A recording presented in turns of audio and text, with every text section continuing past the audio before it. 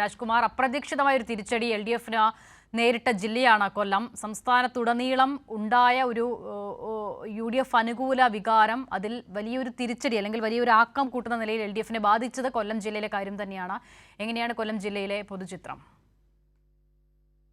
കൊല്ലം കേരളം മുഴുവനും UDFന് അനുകൂലമായ ഒരു വിധി എഴുതിയപ്പോഴും കൊല്ലം ജില്ലയിലെ LDFനെ അത് കാര്യമായി ബാധിച്ചിട്ടില്ല. കൊല്ലത്ത് 4 നഗരസഭകളിൽ 3 LDF നേടി. 2020 ആവർത്തിക്കുകയും ചെയ്യുന്നു. കയ്യിൽ ഉണ്ടായിരുന്ന കരുനാഗപ്പള്ളി പോയപ്പോൾ പരവൂർ നഗരസഭ 20 സീറ്റ് നേടി UDFനെ തറ പറ്റിച്ചു. പുനലൂരും കൊട്ടാരക്കരയിലും സീറ്റുകൾ അവിടെ ഈ ഭരണം നിലനിർത്തി. BJPയുടെ സിറ്റിംഗ് സീറ്റുകൾ ഉൾപ്പെടെ കൊല്ലം ജില്ലയിൽ പലയിടത്തും പിടിച്ചെടുത്തു. കൊല്ലം ജില്ലാ പഞ്ചായത്തിൽ LDF നിലനിർത്തി. 11 ബ്ലോക്കുകളിൽ 8 എണ്ണം LDF നേടി.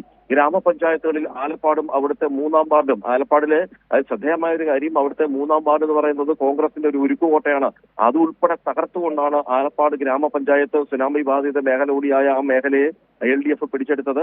തെന്മല, തൊടിയൂർ ഉൾപ്പെടെ UDFന്റെ ഉരുക്കുകോട്ടകളാകെ LDF തകർത്താണ് ഈ മുന്നേറ്റം. എന്നാൽ തോൽവി സംബന്ധിച്ച് ഇക്കാര്യത്തിൽ അത് പഠിക്കും. പാർട്ടി അത് നല്ല നിലയിൽ അത് വിലയിരുത്തി അത് തിരുത്തി മുന്നോട്ട് പോകുമെന്ന് തന്നെ ജില്ലാ ആക്ടിംഗ് സെക്രട്ടറി S ജയമോഹൻ പറഞ്ഞു. അതേപോലെ തന്നെ ഈ ജില്ലാ പഞ്ചായത്ത് ഡിവിഷനുകളിലും കാര്യമായ ഒരു ഇത് കോട്ടം LDFന് തട്ടിയിട്ടില്ല. അവിടെ ഇപ്പോഴും ഭരണം LDFന് നിലനിർത്താൻ LDFന് സാധിച്ചു എന്നുള്ളതിന് വലിയ കാര്യം.